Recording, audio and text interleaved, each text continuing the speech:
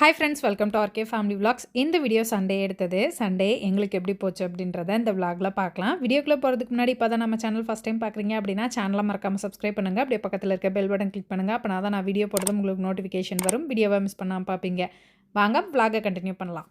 பிள்ளைங்களுக்கு school leave அப்படின்னாலே கொஞ்சம் லேட்டாக தான் எழுந்திரிப்போம். அதுவும் சண்டே அப்படின்னா சொல்லவே வேண்டாம், ரொம்ப லேட்டாக தான் எழுந்திரிப்போம். இன்றைக்கி கொஞ்சம் சீக்கிரமாகவே எழுந்திரிச்சிட்டேன். பிள்ளைங்க அம்மா வீட்டில் இருக்காங்க. இன்றைக்கி அம்மா வீட்டிலேருந்து வந்துடுவாங்க. ஏன்னா நாளைக்கு அவங்களுக்கு ஸ்கூல் இருக்குது. இன்றைக்கி நான் சீக்கிரமாக எழுந்திரிச்சதுக்கான காரணம் என்னென்னு பார்த்தீங்கன்னா, காலையில் எழுந்திரிச்சு சமைச்சு முடிச்சுட்டு நான் கொஞ்சம் வெளியே போகணும். அதனால தான் சீக்கிரமே எழுந்திரிச்சிட்டேன். சண்டே அப்படின்னா எங்கள் வீட்டில் கண்டிப்பாக மட்டன் குழம்பு தான் வைப்போம். காலையில் அத்தை மட்டன் எடுத்து கொடுத்துட்டாங்க. எந்திரிச்சதும் ஃபஸ்ட்டு டீயை போட்டலாம் அப்படின்ட்டு டீக்காக இண்டக்ஷனில் வச்சுருக்கேன். சைடில் அப்படியே மட்டனையும் கழுவி குக்கரில் வேக வச்சிடலாம் அப்படின்ட்டு அந்த வேலையுமே ஸ்டார்ட் பண்ணிட்டேன். இடையில கொஞ்ச நாள் நான் சரியாக லாங் வீடியோஸ் போடவே இல்லை. மார்ச் பாதிக்கு மேலே தான் வாரத்துக்கு 3 வீடியோ அப்படின்னு சொல்லி லாங் வீடியோ போட்டுட்ருக்கேன். அதை கன்சிஸ்டண்ட்டாக ஃபாலோ பண்ணிகிட்ருக்கேன் அப்படின்னு நினைக்கிறேன். இடையில எனக்கு என்ன ஆச்சு, ஏன் என்னால் முன்ன மாதிரி என்னால் வேலை பார்க்க முடியல அப்படின்னு நிறைய யோசிச்சுட்டே இருந்தேன். அப்போ எனக்கு தோணுன ஒரு விஷயம், லைஃப்னால் கண்டிப்பாக ஸ்ட்ரகிள் இருக்க தான் செய்யும். இன்றைக்கி இருக்க மாதிரி நமக்கு நாளைக்கு இருக்காது. ஸோ இந்த மாதிரி தான் ஒவ்வொரு நாளும் ஒரு மாதிரி லைஃப் போகும். நம்மளால் ஒரு விஷயம் பண்ண முடியல அப்படின்னா ஏன் எதுக்கு அப்படின்னு நம்ம ரீசன் தான் தேடுறோம். ஒரு விஷயம் இன்றைக்கி பண்ண முடியலன்னா நாளைக்கு அதை பண்ணியே ஆகணும் அப்படின்னு ஒரு டிசிப்ளின் நம்மக்கிட்ட இருக்க மாட்டேங்குது. அப்படின்னு என்கிட்ட என்ன மிஸ் ஆகுது அப்படின்னு யோசிச்சுட்டே இருக்கும்போது டிசிப்ளின் மிஸ் ஆகுது அப்படின்னு தோணுச்சு. அதனால தான் என்னால் கன்சிஸ்டண்ட்டாக ஒரு விஷயத்த பண்ண முடியல அப்படின்னு தோணுச்சு. இதுக்கப்புறம் டிசிப்ளினாக ஒரு விஷயத்த ஃபாலோ பண்ணணும் அப்படின்னு நினைக்கிறேன். நான் சொல்கிறது கரெக்டாக தப்பான்னு எனக்கு தெரியல, பட் இது எனக்கு தோணுன விஷயம். இது உங்களுக்கு எப்படி ஃபீல் ஆகுதுன்றதை கமெண்ட்டில் சொல்லுங்கள். இண்டக்ஷனில் டீயை வச்சுட்டு அங்கிட்டு மட்டனை கழுவிட்டு இருந்தேன். பொங்கி வழிஞ்சிருச்சு. இந்த சைடு ஒரு வேலை, அந்த சைடு ஒரு வேலைன்னு பார்க்கும்போது கண்டிப்பாக இந்த மாதிரி ஏதாவது ஒன்று நடக்க தான் செய்யும். எப்போவும் இண்டக்ஷனில் வச்சேன்னா சிம்மில் வச்சுட்டு போவேன். இன்றைக்கி அப்படியே விட்டுட்டு போயிட்டேன். அதனால தான் பொங்கி வழிஞ்சிருச்சு. ஒரு 1/2 டம்ளர் அளவுக்குனாச்சும் பால் துடைக்கும். துடைக்கும் போது ஐயோ ஒரு 1/2 டம்ளர் பால் போச்சே அப்படின்னு நினச்சிட்டே தான் துடைச்சேன். இன்னும் டீ நல்லா கொதிக்கல அப்படின்றனால திரும்ப அடுப்பில் வச்சு சிம்மில் வச்சுட்டு தான் போய் அடுத்த வேலையை பார்த்தேன். பிள்ளைங்க இருந்தாங்கன்னா பிள்ளைங்களுக்கு மால்ட் ஆற்றி கொடுத்துட்டு ஒரு சில நாள் நான் ஏபிசி பவுட்ரு போட்டு எடுத்துக்குவேன். ஒரு சில நாள் டீ குடிச்சே ஆகணும்னு தோணும். அன்னைக்கெலாம் டீ தான் எடுத்துக்குவேன். நான் டீ எடுத்துக்கிறேன் அப்படின்னா கண்டிப்பாக நாட்டு சக்கரை போட்டு தான் எடுத்துக்குவேன். ஒயிட் சுகர் நான் யூஸ் பண்ண மாட்டேன். எங்கள் வீட்டில் ஒயிட் சுகர் யூஸ் பண்ணுற ஆள் கமல் மட்டும்தான். நான் எப்போ டீ போட்டாலும் எனக்கு நாட்டு சக்கரை, இன்னொரு கப்பில் கமலுக்கு ஒயிட் சுகர் போட்டு தான் டீ கலந்து கொடுப்பேன். கமல் இன்னும் எந்திரிக்கல அப்படின்றனால கமலுக்கு டீ தனியாக எடுத்து வச்சுட்டு எனக்கு நாட்டு சக்கரை போட்டு மிக்ஸ் பண்ணி எடுத்துக்கிட்டேன். டீயை குடிச்சிட்டு குழம்புக்கு தேவையான வெங்காயம் பூண்டெல்லாம் உரிச்சு வச்சிடலாம் அப்படின்ட்டு அந்த வேலையை பார்த்துட்ருக்கேன். மட்டன் குழம்பு அப்படின்னா சின்ன வெங்காயம் போட்டு செஞ்சால் தான் நல்லாயிருக்கும் அப்படின்றனால சின்ன வெங்காயம் தான் உரிச்சிட்ருக்கேன். லாஸ்ட்டு ஒரு 2-3 நாளாகவே சரியாக ஒர்க் அவுட் பண்ணலை. ஒரு மாதிரி டம்பிள்ஸ் வச்சு ஒர்க் அவுட் பண்ணதில் எங்கேயும் பிடிச்சிக்கிச்சான்னு தெரில. செஸ்ட்டுக்கு கீழே லைட்டாக பெயின் இருந்தது. அதனால் ஒர்க் அவுட் பண்ணாதீங்க, ஒரு 4 நாள் ரெஸ்ட் எடுங்க அப்படின்னு சொன்னாங்க. அதனால் ரெஸ்ட்டில் தான் இருக்கேன். இன்றைக்கி என்னமோ தெரில, காலையில் எந்திரிச்சதுலேருந்து ஒரு மாதிரி எனர்ஜெட்டிக்காகவே இருந்த மாதிரி இருந்தது. இதே எனர்ஜியோட ஃபுல்லாக எல்லா வேலையும் முடிச்சிரு ராஜாத்தி அப்படின்னு சொல்லிட்டு எல்லா வேலையும் கடகடன்னு பார்த்துட்டு இருந்தேன். 2 வெங்காயத்தை உரிச்சிட்டு ஒரு மடக்கு டீ, திரும்ப வெங்காயம் உரிக்கிறது கொஞ்சம் கடியான வேலையாக இருந்தது. ஃபஸ்ட் எனக்கு டீ தான் முக்கியம் அப்படின்னு சொல்லிட்டு டீ எடுத்துகிட்டு வெளியே குடிச்சு முடிச்சுட்டு அதுக்கப்புறமா தான் போய் வெங்காயத்தவே உரித்தேன். திருப்தியாக டீயை குடிச்சு முடிச்சுட்டு குழம்புக்கு தேவையான வெங்காயம் பூண்டு எல்லாத்தையும் கட் பண்ணி வதக்கி ஆற வச்சு அரைச்சி குழம்பையும் அடுப்பில் கூட்டி வச்சுட்டேன். ஒரு அடுப்பில் மட்டன் குழம்புக்கு ரெடி பண்ணியாச்சு. குழம்பு நல்லா கொதிச்சு வந்ததுக்கப்புறம் நம்ம அடுப்பை ஆஃப் பண்ணிக்கலாம். மட்டன் ஆல்மோஸ்ட் வெந்துருச்சு, இன்னும் கொஞ்சம் நேரம் வெந்தால் போதும். இன்னொரு அடுப்பில் இட்லி ஒரு தட்டு தான் ஊற்றி வச்சுருக்கேன். இதில் மொத்தம் 7 இட்லி வரும். எனக்கும் கமலுக்கும் இது சரியாக போகும் அப்படின்றனால ஒரு தட்டு மட்டும்தான் ஊற்றி வச்சுருக்கேன். சமையல் வேலையெல்லாம் முடிச்சுட்டு நம்ம போய் ரெடி ஆகிட்டு வந்துடலாம் அப்படின்ட்டு வந்துட்டேன். இந்த சாரீ தான் இன்றைக்கி வியர் பண்ண போகிறேன். இந்த சாரீ நியூ இயர் அன்னைக்கு எடுத்தேன். பிஎஸ்ஆர் சாரீஸில் ஆஃபரில் இருந்தது. 580 சம்திங்க்கு எடுத்தேன். இது சாரீ கட்டுறதுக்கு ரொம்ப ஈஸியாக இருந்தது. அதனால் டக்குன்னு கட்டி முடிச்சுட்டேன். சாரியை கட்டிட்டு நானுமே ரெடி ஆகிட்டேன். மார்னிங் ஒரு ஓப்பனிங் ஃபங்க்ஷன் இருக்கு, அதனால தான் சாரீ வியர் பண்ணியிருக்கேன். காலையில் 7:30 எந்திரிச்சு பிரேக்ஃபாஸ்ட் செஞ்சு சாப்பிட்டுட்டு நானும் குளித்து கிளம்பி சாரீலாம் வியர் பண்ணிவிட்டு 9:45 கிளம்பிட்டே. நான் ரெடி ஆகிட்டு இன்றைக்கி பஸ்ஸில் தான் போகிறேன். கமல் ஆஃப்டர்நூனுக்கு மேலே வர சொல்லியிருக்கேன். பிள்ளைங்களை கூப்பிட்டு வீட்டில் விட்டுட்டு அதுக்கப்புறமா கடைக்கு வர சொல்லியிருக்கேன். ஆக்சுவலாக பிள்ளைங்களை நேற்றே வர சொன்னேன். நாங்கள் நாளைக்கு தான் வருவோம் அப்படின்னு சொல்லிட்டாங்க. சரி போங்கன்னு விட்டுட்டேன்.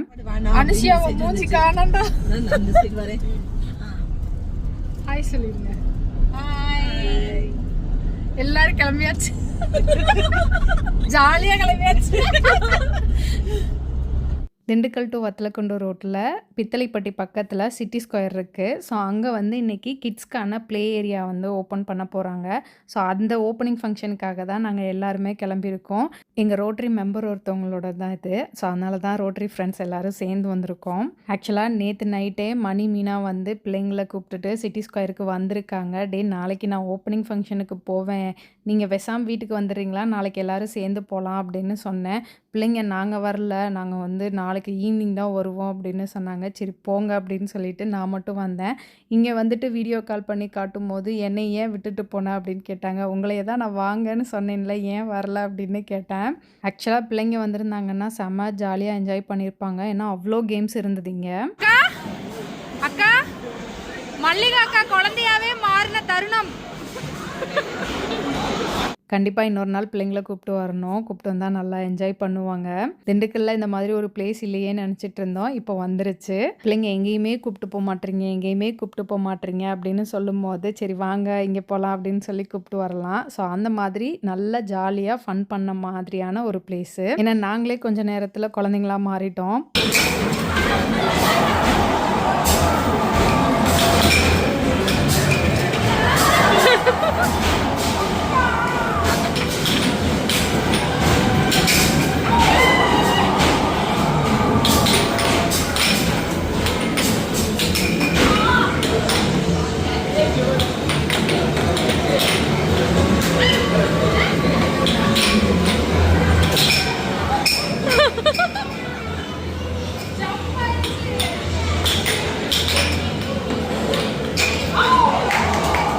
ஆக்சுவலாக செம்ம ஜாலியாக இருந்தது. நல்லா என்ஜாய் பண்ணிவிட்டு கொஞ்சம் நேரம் அங்கேயே டைம் ஸ்பெண்ட் பண்ணிவிட்டு அதுக்கப்புறமா அங்கேருந்து கிளம்பிட்டோம். அங்கேருந்து நேராக கடைக்கு வந்துட்டேன். நான் கடைக்கு வந்துட்டு மதியம் லஞ்சு சாப்பிட்டுட்டு கொஞ்சம் நேரம் நல்லா தூங்கி எந்திரிச்சேன். குட்டி தூக்கத்தை போட்டு அதுக்கப்புறமா எந்திரிச்சு டீயை குடிச்சிட்டு வேலையை பார்த்துட்டு இருந்தேன். காலையில் city square kids play area அந்த இது ஓப்பனிங் ஃபங்க்ஷன் இருந்தது. அங்கே போயிட்டு ஃப்ரெண்ட்ஸோடு நல்லா ஜாலியாக டைம் ஸ்பெண்ட் பண்ணிவிட்டு கடைக்கு வந்துட்டேன். இங்கே வந்து ட்ரெஸ் சேஞ்ச் பண்ணுறதுக்காக ஒரு ட்ரெஸ் வச்சுருந்தேன். ஸோ ட்ரெஸ் சேஞ்ச் பண்ணிவிட்டு கடையில் தான் உட்காந்துருக்கேன். ஏன்னா ஈவினிங் வர பொண்ணு இன்றைக்கி லீவு, அவங்களுக்கு இன்றைக்கி ஈஸ்டர் அப்படின்றனால அந்த பொண்ணு லீவ் கேட்டிருந்தாங்க. ஸோ அதனால் வந்து அவங்களுக்கு லீவ் கொடுத்துட்டு இன்றைக்கி கடையை வந்து நான் தான் பார்த்துக்கிறேன். ஸோ கொஞ்சம் ஒரு மாதிரி போரிங்காக இருக்குது. உட்காந்துருக்கேன், என்ன பண்ணலாம் எது பண்ணலாம் அப்படின்ட்டு பிளானிங் வந்து பண்ணிக்கிட்டு இருக்கேன். ஸோ நாளைக்கு என்ன சமைக்கலாம், நாளைக்கு பிள்ளைங்களுக்கு ஸ்கூல் வேறு ஸ்டார்ட் ஆகுது. இந்த ஏப்ரல் மந்த்து எப்போவுமே வந்து அவங்களுக்கு எக்ஸாம் முடிஞ்சு அப்படின்னா லீவ் விட்ருவாங்க. ஏப்ரல் மே 2 மாதம் லீவாக இருக்கும். இப்போ வந்து ஸ்கூல் மேனேஜ்மெண்ட் மாறினனால ஏப்ரலில் வந்து ஸ்கூல் வைக்கிறாங்க. நாளையிலேருந்து எலெக்ஷனுக்கு முன்னாடி வரைக்கும் உங்களுக்கு ஸ்கூல் இருக்குது. ஸோ அதனால் அவங்களுக்கு ஸ்கூலுக்கு நாளைக்கு என்ன ரெடி பண்ணலாம் அப்படின்னு உட்காந்து யோசித்து ப்ரிப்பேர் பண்ணிகிட்ருக்கேன். நாளைக்கு என்ன பண்ணணும் அப்படின்றத நான் இன்றைக்கி இப்போ வந்து பிளான் பண்ணிகிட்ருக்கேன். நாளைக்கு ஆக்சுவலாக என்னோடய டூ டூ லிஸ்ட் என்ன அப்படின்றத நான் எழுதி வச்சுருக்கேன். 5 மணிக்கு எந்திரிக்கணும் அப்படின்னு போட்டிருக்கேன். பட் எந்திரிக்க முடியுமான்னு தெரியல. பட் முடிஞ்ச வரைக்கும் கண்டிப்பாக வந்து ட்ரை பண்ணுவேன். 5 மணிக்கு எந்திரிச்சிட்டு 6 மணி வரைக்கும் ஒர்க் அவுட் பண்ணணும். ஒரு 1/4 மணி நேரம் ரெஃப்ரெஷ் ஆகிறதுக்கு அப்படின்ட்டு 5:15 6 மணி வரைக்கும் ஒர்க் அவுட்டுன்னு போட்டிருக்கேன். அப்புறம் வந்து 6 மணிலேருந்து ஆஸ் யூஷுவல் 8 மணி வரைக்கும் குக்கிங் தான் நடக்கும். பிரேக்ஃபாஸ்ட்டுக்கு என்ன செய்யணும், லஞ்சுக்கு என்ன செய்யணும் அப்படின்றத வந்து செப்ரேட் பண்ணி எழுதியிருக்கேன். பிள்ளைங்களுக்கு என்ன எங்களுக்கு என்ன அப்படின்னு. அப்புறம் அதான் 6 to 8 குக்கிங்கு, 8 to 8:15 வரைக்கும் பிள்ளைங்களை வந்து ஸ்கூலுக்கு அனுப்பணும். பிள்ளைங்களை வந்து 8:15 வந்து வேன் வரும். ஸோ அதனால் 8:15 பிள்ளைங்களை அனுப்பிச்சி விட்டுட்டு அதுக்கப்புறம் என்னோடய பிளான் வந்து எப்படி இருக்கும் அப்படின்னு எனக்கு தெரில. நாளைக்கு திண்டுக்கல் வரணுமா, வேலை இருக்கா அப்படின்னு எனக்கு தெரியல. வர மாதிரி இருந்ததுன்னா பிள்ளைங்களை ஸ்கூலுக்கு அனுப்பிச்சி விட்டுட்டு நானும் ரெஃப்ரெஷ் ஆகிட்டு வந்துடுவேன். ஏன்னா காலையில் 5 மணிக்கெலாம் ஒர்க் அவுட் முடிச்சிடலாம்ல, எந்திரிச்சிருவேன்னு நினைக்கிறேன். எந்திரிச்சிட்டு ஒர்க் அவுட்டை முடிச்சிட்டேன் அப்படின்னா 8:15 அப்புறம் வந்து நான் ஃப்ரீ தான். அதுக்கப்புறம் வந்து 9 மணிக்கெலாம் நான் ரெஃப்ரெஷ் ஆகிட்டேன் அப்படின்னா கிளம்பி வந்தோம்னா இங்கே ஏதாவது வேலைகளை வந்து பார்க்கலாம். அப்படி இங்கே எனக்கு எந்த வேலையும் இல்லை அப்படின்னா ஃபுல் டே வந்து ப்ரொடக்ஷனில் இருப்பேன். அதுக்கப்புறம் ஏதாவது கபோர்டு ஆர்கனைஸ் பண்ணுறது அந்த மாதிரி ஏதாவது பண்ணலாம் அப்படின்னு நினச்சிருக்கேன். அதை எழுதலை, பட் இதை வந்து மைண்டில் வச்சுருக்கேன். 8:15 வரைக்கும் கண்டிப்பாக பிஸியாக இருப்பேன். அதுக்கப்புறம் ஃப்ரீயாக இருந்தேன் அப்படின்னா, வீட்டில் இருந்தேன் அப்படின்னா என்ன வேலை, இங்கே வந்தால் என்ன வேலை அப்படின்றத வந்து அதுக்கப்புறம் தான் டிசைட் பண்ணணும். இந்த மாதிரி நிறைய பிளான்லாம் போடுவேன். பட் ஆனால் அதில் வந்து எல்லாமே நடக்குமா அப்படின்னு கேட்டால் கண்டிப்பாக நடக்காது. இந்த 5 மணிக்கு எந்திரிக்கணும் அப்படின்னு போட்டேன்னா மோஸ்ட்லி என்னால் 5 மணிக்கு எந்திரிக்க முடியாது. ஏன்னா நைட்டு லேட்டாக தூங்குறேன்னா, அதனால் வந்து என்னால் காலையில் எந்திரிக்க முடிய மாட்டேங்குது. நானும் சீக்கிரம் தூங்கணும்னு நினைக்கிறேன். பெட்டில் போய் 10:30க்கெலாம் படுத்தாலும் நான் வந்து அந்த டீப் ஸ்லீப் போகிறதுக்கு 12 மணிக்கு மேலே ஆயிடுது. அதனால் வந்து என்னால் காலையில் எந்திரிக்க முடிய மாட்டேங்குது. ஸோ முடிஞ்ச வரைக்கும் அதை வந்து கொஞ்சம் அந்த ஸ்லீப்பிங் பேட்டர்னை வந்து கொஞ்சம் மாற்றணும் அப்படின்னு நினைக்கிறேன். சூன் அதை மாற்றிட்டு நான் காலையில் சீக்கிரம் எந்திரிக்கிறேன். சீக்கிரம் எந்திரிச்சேன் அப்படின்னா எல்லாமே சீக்கிரமாக முடிச்சிருவேன். நானும் வந்து டே ஃபுல்லாக ஃப்ரீயாக நம்ம என்னெல்லாம் நினைக்கிறோமோ அது எல்லாத்தையும் பண்ணலாம் அப்படின்ற மாதிரி தோணுது. பட் ஆனால் அது முடிய மாட்டேங்குது. கண்டிப்பாக இதில் வந்து முக்கால்வாசியை வந்து முடிச்சிருவேன். நீங்கள் இந்த மாதிரிலாம் பிளான் பண்ணுவீங்களா? பிளான் பண்ணதை கரெக்டாக எக்ஸிக்யூட் பண்ணுவீங்களா அப்படின்றதையும் கமெண்ட்டில் சொல்லுங்கள். நானும் தெரிஞ்சுக்கிறேன். ஏன்னா நான் மட்டும்தான் இப்படி இருக்கிறேன்னா இல்லை நிறைய பேர் இந்த மாதிரி இருக்காங்களா அப்படின்னு நானும் தெரிஞ்சுக்கிறேன். ஸோ நீங்கள் எப்படி பிளான் பண்ணுவீங்க, அதை எப்படி எக்ஸிக்யூட் பண்ணுவீங்க அப்படின்றதையும் கமெண்ட்டில் சொல்லுங்கள். நாளைக்கு என்னென்ன பண்ணணும் அப்படின்றத பிளானிங் போட்டு வச்சுட்டு 9 மணி ஆனோடனே கடையை க்ளோஸ் பண்ணிவிட்டு நாங்களும் வீட்டுக்கு கிளம்பிட்டோம். இன்றைக்கி டே காலையில் எந்திரிச்சதுலேருந்து ஒரு மாதிரி பரபரன்னு போயிட்டு இருந்தது. ஆஃப்டர்நூனுக்கு மேலே அப்படியே ஸ்லோ டவுன் ஆயிடுச்சு. ஈவினிங் வந்து ஒரு மாதிரி போரிங்காக இருந்தது. அப்புறம் அடுத்த நாள் என்ன பண்ணுறது அப்படின்ற பிளானிங்லாம் போட்டு வச்சுட்டு ஒரு மாதிரி ஹாப்பியாக தான் வந்து வீட்டுக்கு கிளம்புனேன். ஆக்சுவலாக ஈவினிங்க்கு மேலே திண்டுக்கல்ல சரியான மழை. வீட்டுக்கு போகிறதுக்கு 9:30 ஆயிடுச்சு. வீட்டுக்கு போய் தான் டின்னர் செஞ்சு சாப்பிட்டோம். அவ்வளோதான். இந்த விலாக் இதோட முடிஞ்சது. இந்த வீடியோ உங்களுக்கு பிடிச்சிருக்கும்னு நம்புகிறேன். பிடிச்சிருந்தா லைக் பண்ணுங்கள். மறக்காம சேனலை சப்ஸ்கிரைப் பண்ணுங்கள். அடுத்த வீடியோவில் பார்க்கலாம். பாய்.